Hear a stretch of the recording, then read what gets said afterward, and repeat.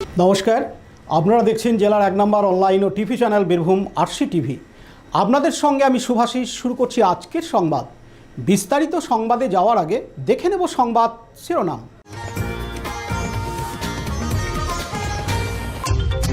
দুয়ারে সরকার ক্যাম্প পরিদর্শনে জেলা শাসক সিউড়িতে। দুয়ারে সরকার ক্যাম্প পরিদর্শনে মন্ত্রী বোলপুরে। কাটোয়া স্টেশনের 2 নম্বর প্ল্যাটফর্মে ট্রেনের মধ্যে আগুন। শ্মশান থেকে মৃতদেহ উদ্ধার, ফেরত এলো আবার হাসপাতালে সিউড়িতে।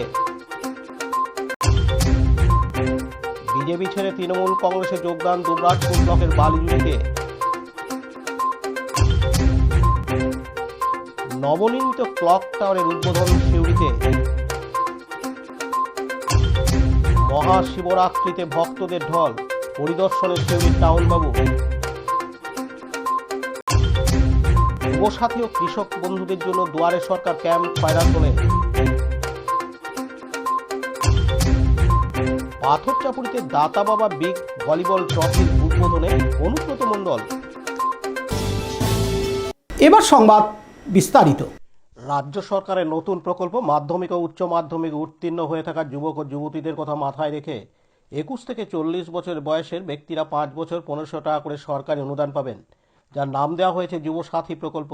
রাজ্য সরকারের নির্দেশে সাংবাদিক বৈঠক করে জানিয়ে দিয়েছিলেন রাজ্যের মুখ্যমন্ত্রী মাননীয়া মমতা বন্দ্যোপাধ্যায়। এপ্রিল মাসে অনুদান প্রদান করা হবে আবেদনকারীদের অ্যাকাউন্টে, যা ফেব্রুয়ারি মাসের 15 তারিখ থেকে বিভিন্ন গ্রাম পঞ্চায়েত পৌরসভা দুয়ারে সরকার ক্যাম্পের মাধ্যমে এই আবেদনপত্র এবং আবেদনগুলো জমা করা হবে। আর সেই মতো আজ রবিবার 15 ফেব্রুয়ারি সকাল 10টা থেকে সিউড়ি পৌরসভার দুয়ারে সরকার ক্যাম্প করে এই ফর্ম ফিল আপ করা হয় এবং জমা করার কাজ শুরু হয়েছে। এছাড়াও লক্ষ্মীর ভাণ্ডার, কৃষক বন্ধু একাধিক সরকারি সুবিধা প্রদানের ফর্ম এখান থেকে পাওয়া যাচ্ছে। সকাল থেকে লম্বা লাইন লক্ষ্য করা যাচ্ছে প্রতিটি ব্লকে, পঞ্চায়েত এবং পৌরসভাতে। বেলা যত বাড়ছে যুবসাথীর লম্বা লাইন তত লম্বা হচ্ছে। সব মিলে এই সুবিধা পেতে খুশি সেই সকল মাধ্যমিক পাশ করা যুবক যুবতীরা। পাশাপাশি রবিবার বীরভূম জেলা শাসক ধবল জৈন, মহকুমা শাসক সুপ্রতীক সিনহা এদিন যুবসাথী প্রকল্পের ক্যাম্প পরিদর্শন করতে এলেন, যেখানে মানুষ ঠিকঠাক ফর্ম ফিল আপ করছে কিনা, লম্বা লাইনে ফর্ম সংগ্রহ করে দাঁড়িয়ে আছে তাদের সাথেও কথা বললেন, কোনো অসুবিধা হচ্ছে কিনা। এছাড়াও পৌরসভার প্রতিনিধিদের নির্দেশ দিলেন, কোনো বয়স্ক ব্যক্তি বা কোনো বাচ্চা বা মহিলা বাচ্চা কোলে নিয়ে যদি লাইনে দাঁড়িয়ে থাকে তাদের কাজগুলি যেন আগে করে দেওয়া হয়, কোনোভাবে হয়রানির শিকার যেন কেউ না হয়, সুষ্ঠুভাবে ফর্ম জমা ও ফর্ম সংগ্রহ করা হয় সে বিষয়ে বার্তার পাশাপাশি এদিন ক্যাম্প পরিদর্শন করলেন। হ্যাঁ, আমি ওই রাজ্য সরকার থেকে যে যুবসাথী প্রকল্পটা চালু করেছেন আমাদের মমতা ব্যানার্জি, তো ওনারই ফর্মটা আমরা ফিল আপের করতে এসেছি, জমা দিতে এসেছি। আমরা আমাদের এখানে মিউনিসিপ্যালিটি অফিস আছে, সেখানে জমা দিতে এসেছি। এখানে আমাদের যে ফর্মটা আছে সেই ফর্মের মধ্যে ওখানে যুক্ত করে দিয়েছেন, যেমন মাধ্যমিকের অ্যাডমিট কার্ড, তারপরে সার্টিফিকেট, ভোটার কার্ড, আধার কার্ড, এরকম এক্সট্রা অনেক কিছু লাগছে। হ্যাঁ, লাইনে দাঁড়িয়ে আছি। কেমন লাগছে? দেখা যাক, ফর্মটা আপাতত জমা দিই, এখন সাকসেস হোক, তারপর দেখছি। হ্যাঁ, সুবিধা তো হচ্ছেই, যেটুকু হচ্ছে। আমার নাম নুপুর পাল, 2 নম্বর। আমাদের যারা তারা বুঝতেই পারছেন যে শিক্ষিত হার বেড়েছে পশ্চিমবঙ্গে, তার জন্য এত যারা ছেলে মেয়ে আছে তারাও এই আমাদের যে প্রোগ্রামটা করেছে যুবসাথী, তাতে তারা সেটাকে আমার সাদর আমন্ত্রণ আমরা গ্রহণ করেছে। তার জন্য এত ছেলে মেয়ে আজকে এসেছে তারা, যে তাদের ফর্মটা রেজিস্ট্রেশন করাতে। আপনারা দেখতে পাচ্ছেন এখানে মাত্র 3টে মাত্র ওয়ার্ড দেওয়া হয়েছে, আমাদের সব ওয়ার্ড হয়নি। আমরা সেই জন্যই যাতে মানুষের ভিড়, যাতে ছাত্রছাত্রী যাতে অসুবিধা না পড়ে, আজকে সানডে আছে, অনেকে ছুটি থাকবে, সেই জন্য আমরা পৌরসভায় যেখানে রেজিস্ট্রেশন ক্যাম্প আছে ওয়ার্ডে ওয়ার্ডে ফর্ম ফিল আপ করে দিচ্ছি এবং রেজিস্ট্রেশন ক্যাম্পে তারা রেজিস্ট্রেশন করে নিয়ে যাচ্ছে। সিউড়ি থেকে পার্থ দাসের report, Birbhum RC TV. Dubrajpur Shri Shri Ramakrishna Ashram পরিচালিত অভেদানন্দ সেবামঙ্গল হাসপাতাল বীরভূম জেলার বুকে একটি অন্যতম সেরা চক্ষু হাসপাতাল। এখানে প্রত্যেক দিন স্বল্প মূল্যে অত্যাধুনিক যন্ত্রপাতির সাহায্যে অভিজ্ঞ চক্ষু বিশেষজ্ঞের দ্বারা চক্ষু পরীক্ষা ও চক্ষু ছানি অপারেশন, ফেকো মাইক্রো সার্জারি করা হয়। এছাড়াও এই হাসপাতালে অতি স্বল্প মূল্যে যাবতীয় পরীক্ষা নিরীক্ষা, যেমন রক্তের সমস্ত রকম পরীক্ষা, ইসিজি, ইউএসজি, থাইরয়েড পরীক্ষা করা হয়। এখানে অতি স্বল্প মূল্যে চশমাও তৈরি করা হয়। এছাড়াও এখানে প্রত্যেক দিন বিনামূল্যে অন্যান্য রোগেরও চিকিৎসা করা হয়। আমাদের আদর্শ শিব ক্যানে চিপ সেবা। যোগাযোগের নম্বর 9382571046 অথবা 95645549। মাননীয় মুখ্যমন্ত্রী মমতা বন্দ্যোপাধ্যায়ের বিভিন্ন প্রকল্পের রাজ্যের ও বাংলার মা বোন, ভূমিহীন, ক্ষেতমজুর ও যুব সমাজের কল্যাণার্থে যথাক্রমে লক্ষ্মীর ভাণ্ডার, কৃষক বন্ধু ও যুবসাথী প্রকল্পের বন্দোবস্ত করেছেন। তার এই বিভিন্ন প্রকল্প বাস্তবায়িত হয়েছে এবং সেই প্রকল্পকে সাফল্যমণ্ডিত করতে বোলপুর বিধানসভার অন্তর্গত জামমুনি বাস স্ট্যান্ডের কাছে রেজিস্ট্রেশন ক্যাম্পের আয়োজন করা হয়েছিল আজ রবিবার 15 ফেব্রুয়ারি। এদিন সকাল 10টা থেকে যুবক যুবতীরা তাদের ফর্ম ভর্তি করার জন্য এসেছিলেন এই ক্যাম্পে। এই ক্যাম্প পরিদর্শন করতে দেখা যায় রাজ্যের মন্ত্রী চন্দ্রনাথ সিনহাকে। এছাড়াও উপস্থিত ছিলেন বোলপুর পৌরসভার বিভিন্ন ওয়ার্ডের ওয়ার্ড কাউন্সিলরগণ, ভাইস চেয়ারম্যান অমর শেখ। এদিন মন্ত্রী চন্দ্রনাথ সিনহা জানান, দেখুন, আজ থেকে যুবসাথী, লক্ষ্মী ভাণ্ডার এবং ক্ষেতমজুর এই তিনটে ফর্ম ফিল আপ শুরু হয়েছে। 26 তারিখ পর্যন্ত চলবে। বোলপুর শহরের মানুষ খুব খুশি। মাননীয় মুখ্যমন্ত্রী মমতা ব্যানার্জি যেভাবে চিন্তাভাবনা করে সমস্ত সম্প্রদায়ের মানুষের জন্য এই স্কিম দিয়েছেন, তার জন্য বোলপুর শহরের মানুষ এবং ইলামবাজার ব্লকের মানুষ সবাই আনন্দিত এবং উচ্ছ্বাসিত, এবং এটা সারা জেলায়, শুধু এখানে নয়, সারা জেলায় মানুষ খুব খুশি। মাননীয় মুখ্যমন্ত্রীকে আশীর্বাদ করছেন এবং তার যে ভালোবাসা, তার স্বীকৃতি তারা পেয়েছেন, তাই তারা খুশি। কতটা উপকৃত হবে মানুষ? বাংলার সাধারণ মানুষ প্রচুর উপকৃত হবে। ধরুন, একটা ছেলে পাস করে যখন বসে থাকে, তার যে বেকারত্বের জ্বালা, তার যে মানসিক যে দুশ্চিন্তা বা চিন্তা, এর ফলে তারা অনেকেই নেশার কবলে চলে যায় দুশ্চিন্তা থেকে কাটার জন্য। এই আমাদের যুবসাথী হওয়ার ফলে তারা সেই জায়গা থেকে ফিরে আসবে, এটা মাননীয় মুখ্যমন্ত্রী ভেবেছেন। যে আজকে যুব সমাজ ম্যাক্সিমাম ড্রাগে অ্যাডিক্ট হয়ে যাচ্ছে, সেখান থেকেও আজকে বাংলার যুব সমাজকে মাননীয় মুখ্যমন্ত্রী বাঁচিয়েছেন এবং তাদের আবার সঠিক জায়গায় ফিরিয়ে আনার চেষ্টা করছেন এই যুবসাথী প্রকল্পের মাধ্যমে। বোলপুর থেকে কাজী আমিরুল ইসলামের report, Birbhum RC TV. Katwa স্টেশনে 2 নম্বর প্ল্যাটফর্মে ট্রেনের মধ্যে আগুন। দাউ দাউ করে জ্বলতে থাকে কাটোয়া আজিমগঞ্জ ট্রেনের একটি কম্পার্টমেন্ট। ভোর 4:30 নাগাদ 2 নম্বর প্ল্যাটফর্মে দাঁড়িয়ে থাকা ট্রেনের কম্পার্টমেন্টে আগুন দেখতে পায় যাত্রীরা। আগুন দাউ দাউ করে জ্বলতে থাকে। যাত্রীদের মধ্যে আতঙ্ক ছড়িয়ে পড়ে। সঙ্গে সঙ্গে জিআরপি এবং আরপিএফ ঘটনাস্থলে আসে। খবর দেওয়া হয় দমকলকে। দমকলের 2টি ইঞ্জিন ঘটনাস্থলে আসে এবং আগুন আয়ত্তে নিয়ে আসে। কিছুক্ষণ ট্রেন চলাচল বন্ধ ছিল, যদিও পরে ট্রেন চলাচল স্বাভাবিক হয়। প্রাথমিকভাবে মনে করা হচ্ছে শর্ট সার্কিট থেকে আগুন লাগে। কিভাবে আগুন লেগেছে খতিয়ে দেখে রেলের আধিকারিকরা। স্যার, কি হয়েছিল? 5টা নাগাদ আমাদের অফিসে একটা ফায়ার কল যায়, এখানে যে একটা কোচে আগুন লেগেছে। তো আমরা আসি এবং আগুনটা নেভাই। এটা কোথায় হয়েছে? এটা হচ্ছে কাটোয়া জংশনের 2 নম্বর প্ল্যাটফর্ম। পুরো ট্রেনটা কি আগুন? না, পুরো ট্রেন না, একটা ট্রেনের একটা বগি, একটা কোচ। কোনো যাত্রী কি ছিল? না, এর মধ্যে কোনো যাত্রী ছিল না। এটা হচ্ছে এমটি অবস্থায় দাঁড়ানো ছিল। ট্রেনটা কি ছাড়ার কথা ছিল? সেটা বলতে পারবো না। আপনাদের কটা ইঞ্জিনে আগুন আয়ত্ত? 2টো ইঞ্জিন। কতক্ষণ চেষ্টা করলেন আপনারা? আমরা 1 ঘন্টা 20 মিনিট। এখন পুরোপুরি পুরোপুরি নেভে গেছে। কি নাম আপনার? কি নাম আপনার? কাটোয়া থেকে কাজী আমিরুল ইসলামের রিপোর্ট, বীরভূম আরসি টিভি। অবশেষে সিউড়ি থানার পুলিশের হস্তক্ষেপে পাণ্ডবেশ্বরের শ্মশানঘাট থেকে মৃতদেহ ফেরত এলো সিউড়ি সুপার স্পেশালিটি হাসপাতালে।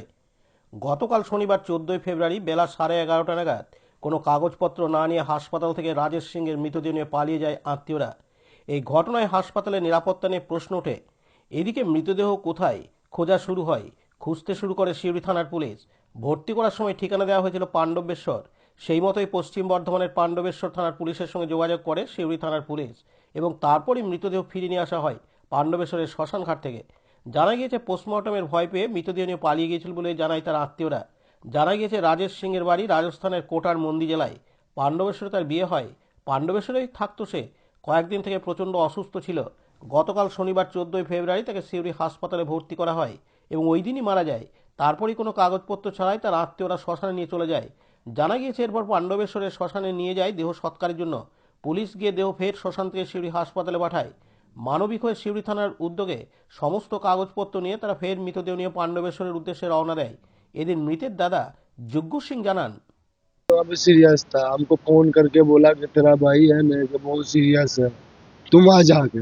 तो हम बोले चलो भाई भाई है तो चल आते हैं। तो आए वहां से देखे तो पूरा तबीयत खराब था, और डॉक्टर प्राइवेट ले गई, वो एडमिट नहीं किया। तो हम सिवड़ी में, हमको किसी ने बोला था सिवड़ी में सरकारी अस्पताल बढ़िया खुला है, मतलब जो भी जाता है ठीक हो जाता है। हम सोचे चलो वहाँ पे ले जाते हैं तो ठीक हो जाएगा।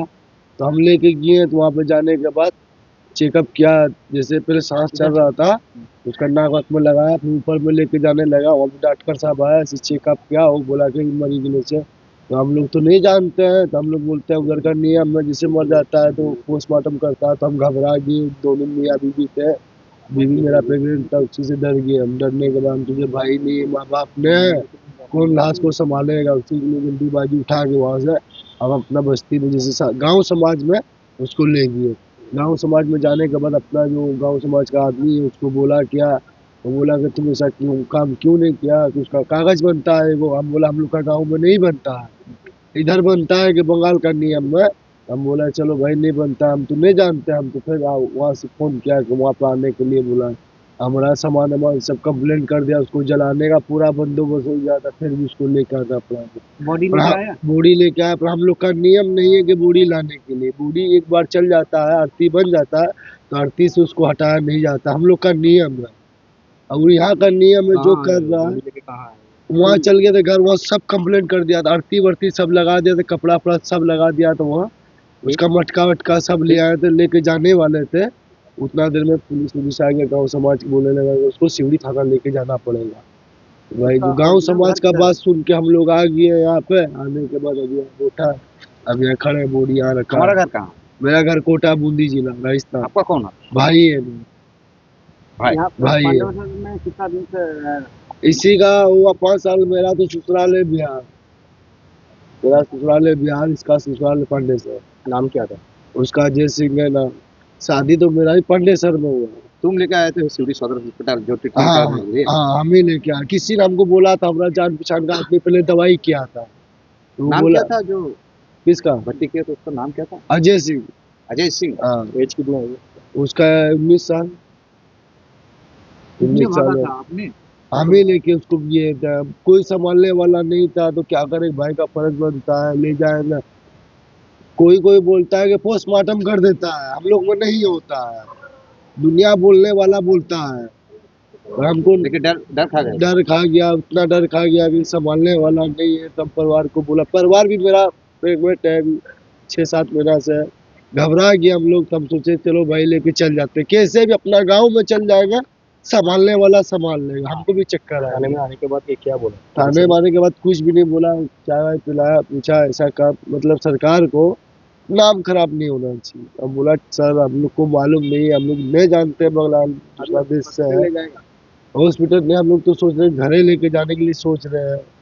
अपना भी ससुराल है, वहाँ भाई बहन है, चेहरा वेरा देख लेगा वहाँ पे, तो सोच रहे वही लोग। कैसी हुआ?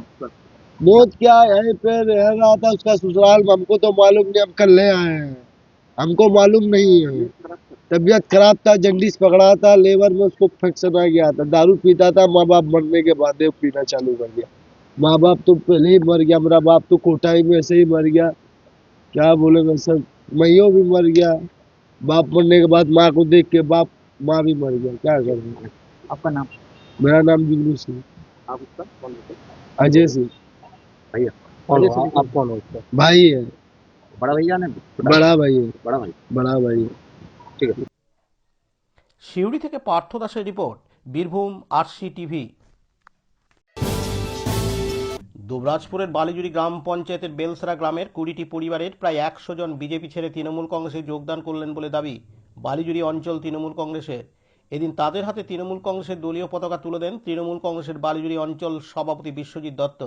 সঙ্গে ছিলেন বালিজুড়ি গ্রাম পঞ্চায়েতের প্রধান লিপিকা মণ্ডল, কার্যকারী সভাপতি প্রশান্ত মুখার্জি, তৃণমূল কংগ্রেস নেতা শিব ঠাকুর মণ্ডল সহ আর অনেকে। বিজেপি থেকে তৃণমূল কংগ্রেসে যোগদান করায় আসন্ন বিধানসভা নির্বাচনে ভালো ফল করবে বলে আশাবাদী তৃণমূল কংগ্রেস। এদিন তৃণমূল কংগ্রেসের বালিজুড়ি অঞ্চল সভাপতি বিশ্বজিৎ দত্ত জানান, 157 নম্বর ওয়ার্ড, হ্যাঁ মানে পার্ট নম্বর 157, বেলসরা ওয়ার্ড থেকে আমাদের বুথ সভাপতি অরুণ দাস, তারপর প্রধান লিপিকা মণ্ডল, কার্যকরী সভাপতি প্রশান্ত মুখার্জি, আমাদের প্রধানের স্বামী শিব ঠাকুর মণ্ডল, সকলে মিলে 20টি পরিবার প্রায় 100 জনকে আমরা বিজেপি থেকে তৃণমূলে যোগদান করালাম। বিধানসভা অবশ্যই শক্তিশালী হবে। যে সকল ওয়ার্ডগুলোতে যে প্রচুর পরিমাণে মাইনাস ছিল সেগুলো আমরা রিকভারি করে নেব।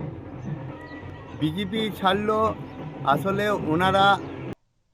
দুবরাজপুর থেকে লালটু মুখার্জির report, Birbhum RC TV. Suri শহরের আকাশরেখায় যুক্ত হলো নতুন আকর্ষণ নবনির্মিত ক্লক টাওয়ার। রঙিন আলোর ঝলকে উদ্বোধনের দিনই প্রাণ ফিরে পেল শহরের একাংশ। অনুষ্ঠানে উপস্থিত ছিলেন এসআরডি এর চেয়ারম্যান অনুব্রত মণ্ডল, বিধায়ক বিকাশ রায়চৌধুরী, পৌরসভার চেয়ারম্যান উজ্জ্বল চট্টোপাধ্যায় সহ অন্যান্য বিশিষ্টজনেরা। বক্তারা জানান, এই ক্লক টাওয়ার শুধু সময় জানানোর স্থাপনা নয়, শহরের আধুনিক ভাবনার প্রতীক। উদ্বোধনের মুহূর্তে ভিড় জমায় বহু মানুষ। সিউড়ির উন্নয়নের পথে সংযোজনকে স্বাগত জানিয়েছেন নাগরিকরা। অন্যদিকে বিধায়ক বিকাশ রায়চৌধুরী বলেন, শহরের সৌন্দর্যায়নের নাম করে যেটা করা হচ্ছে তাতে অন্য যদি কাজ করতেন বিধায়ক আরো ভালো হতো। এই নিয়ে বিজেপি সোশ্যাল মিডিয়াতে এখন কতগুলো জিনিস হচ্ছে, বাড়িতে অনেক সময় বাড়ি প্লাস্টার না করলেও থাকা যায়, বৃষ্টি পড়বে না, জানলা দরজা লাগালো, কিন্তু কেন আমরা সেখানে প্লাস্টার করি, কেন ভালো রং করি, এগুলো কেন প্রয়োজন হয়? ওরা কি আদিম যুগের মানুষ নাকি? ওরা কি আদিম যুগের মানুষ? যুগ এগিয়ে চলেছে, মানুষের স্ট্যাটাস বেড়েছে, মানুষের চাহিদা বেড়েছে। প্রত্যেকটা শহরে, সেই বড় বড় শহর, সে বিদেশে দেখুন, আমাদের দেশের মধ্যেও দেখুন, সৌন্দর্যের জন্য কিছু কাজকর্ম করতে হয়। আজকে সিউড়ির বুকে যেটা হলো ক্লক টাওয়ার, এটা তো যারাই সিউড়িতে আসবে তারা এখানে দাঁড়াবে, এটাকে দেখবে। আমরা ওই রেল চলবে, ওই বেসরকারি হয়ে যাবে হাসপাতালটা। সিউড়ি থেকে পার্থ দাসের রিপোর্ট, বীরভূম আরসি টিভি। আজ রবিবার 15 ফেব্রুয়ারি মহাশিবরাত্রি। এই বিশেষ তিথি উপলক্ষে দিন সকাল থেকেই সিউড়ির বিভিন্ন শিব মন্দিরে ভক্তদের ঢল নেমেছে। এলাকার প্রাচীন মন্দিরগুলিতে পূর্ণার্থীদের লম্বা লাইন চোখে পড়ে। ভক্তদের এই বিশাল সমাগমে যাতে কোনো অপ্রীতিকর ঘটনা না ঘটে বা দর্শনার্থীদের কোনো অসুবিধায় পড়তে না হয়, সেদিকে কড়া নজর রেখেছে পুলিশ প্রশাসন। এদিন সকাল থেকে সিউড়ি শহরের বিভিন্ন মন্দির চত্বর পরিদর্শনে নামেন সিউড়ি থানার টাউনবাবু অভিষেক হালদার। তিনি নিজে বিভিন্ন মন্দিরে গিয়ে ভক্তদের সাথে কথা বলেন এবং তাদের সুবিধা অসুবিধার খোঁজ নেন। বিশেষ করে ভিড় নিয়ন্ত্রণ এবং নিরাপত্তা ব্যবস্থার তদারকি করতে দেখা যায় তাকে। পুলিশি সক্রিয়তায় খুশি সাধারণ মানুষ ও মন্দির কর্তৃপক্ষ। উৎসবের আবহে শহরে যাতে যানজট না হয় সেদিকেও নজর রাখছে পুলিশের ট্রাফিক বিভাগ। জিজ্ঞাসা করছে যে আমাদের এখানে কোনো রকম ভিড়ভাট্টা, কোনো রকম এই অকেশনে ঝামেলা ঝঞ্ঝট কোনো কিছু হয়, তো আমি বললাম না স্যার, সেরকম তো কিছু হয় না আমাদের এখানে, আর আমরা সেরকম পরিচয় দিই না ঝামেলা ঝঞ্ঝটে কাউকে।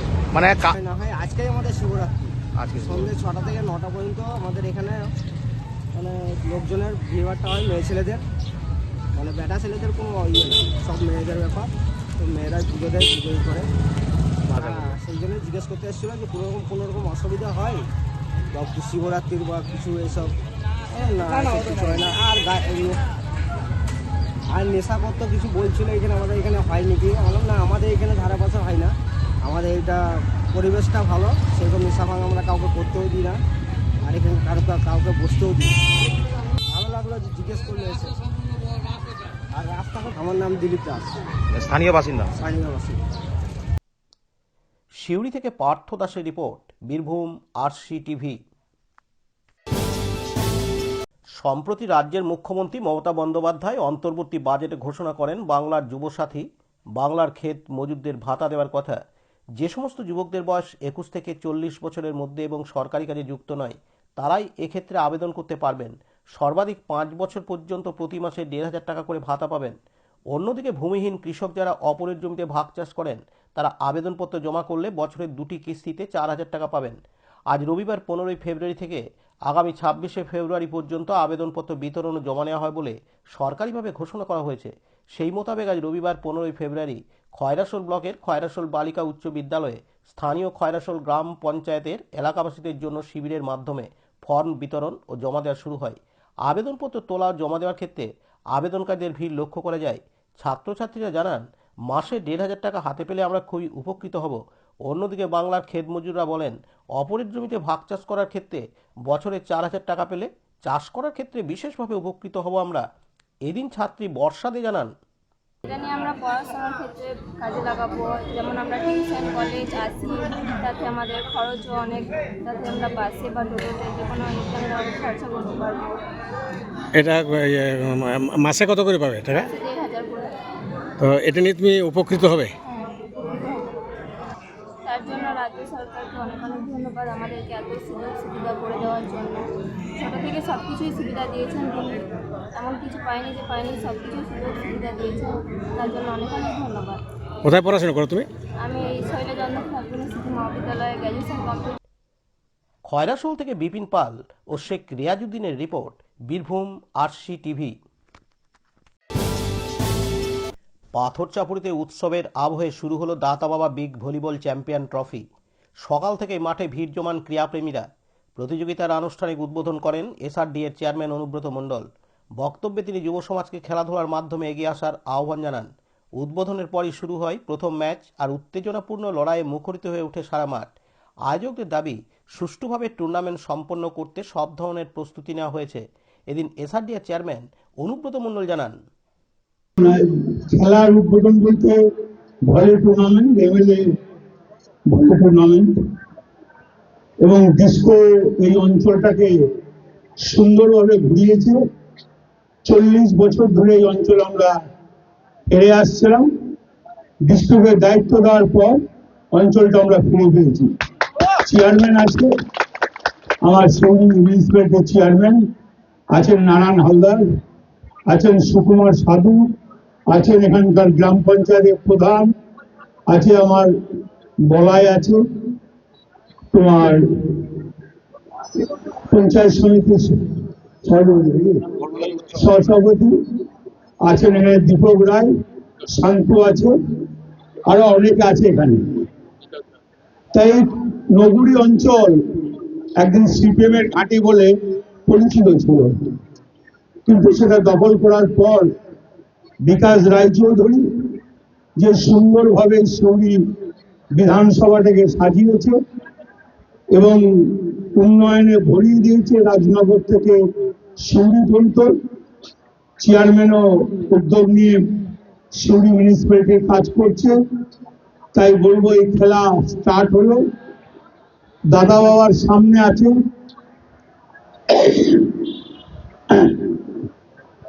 দাদা বাবার আশীর্বাদ নিয়ে বলছি, মমতা ব্যানার্জি আবার মুখ্যমন্ত্রী।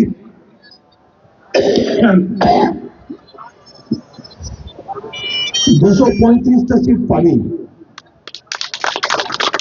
আমার সঙ্গে যদি কেউ চ্যালেঞ্জ করতে চায়, আমি রাজি আছি।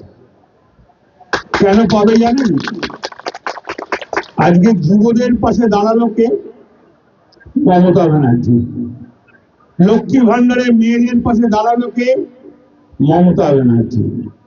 তাহলে মমতা ব্যানার্জি। কৃষকের পাশে দাঁড়ালো কে? মমতা ব্যানার্জি। ক্ষেত মজুরদের পাশে দাঁড়ালো কে? মমতা ব্যানার্জি। সাধারণ মানুষের মনে জায়গা করলেন কে? মমতা ব্যানার্জি। যতই এসআর করুন, ভয়তে গিয়ে লাভ হবে না। 235টা সিট পাবো, চ্যালেঞ্জ করে বলা ইনশাল্লাহ।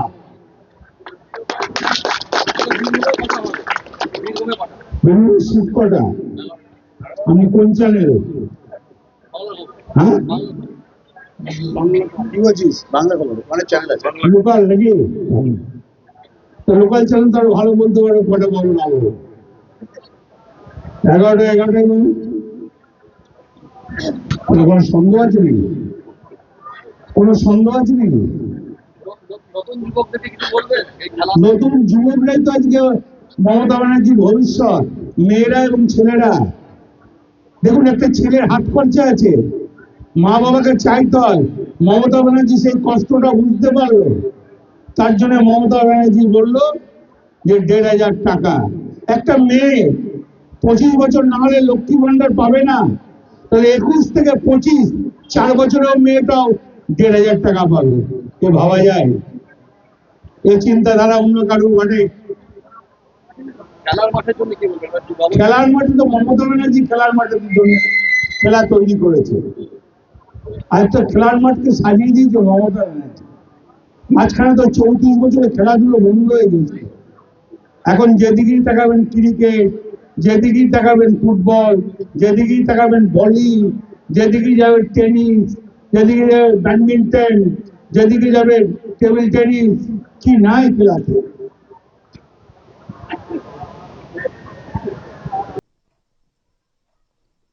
পাথরচাপড়ি থেকে পার্থ দাসের রিপোর্ট, বীরভূম আরসি টিভি। আজকের সংবাদ এই পর্যন্ত। পরবর্তী সংবাদের জন্য চোখ রাখুন বীরভূম আরসি টিভির পর্দায়।